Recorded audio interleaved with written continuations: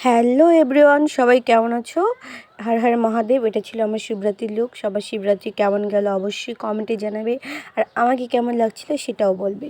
তো আমি দেখাচ্ছিলাম যে আমাকে কেমন লাগছে। আমার কানের দুলটা অনেক ফেভারিট ছিল, এই জন্য ভিডিও করে নিলাম একটু, যে তোমাদেরকেও দেখাই কেমন লাগছে জানাও। তারপর আমি চলে যাবো শিবরাত্রির জন্য জল ঢালতে।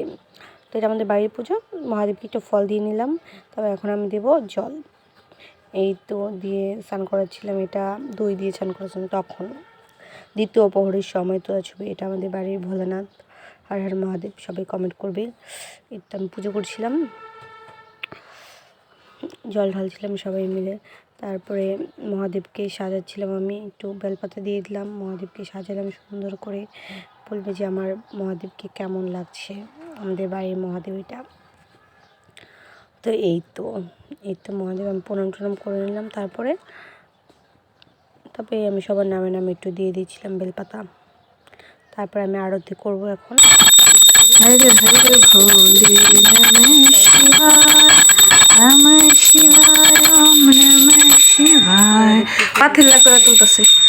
হরে হরে ভোলে নমঃ শিবায়, জটাধরা শিব জটাধরা, হরে হরে ভোলে।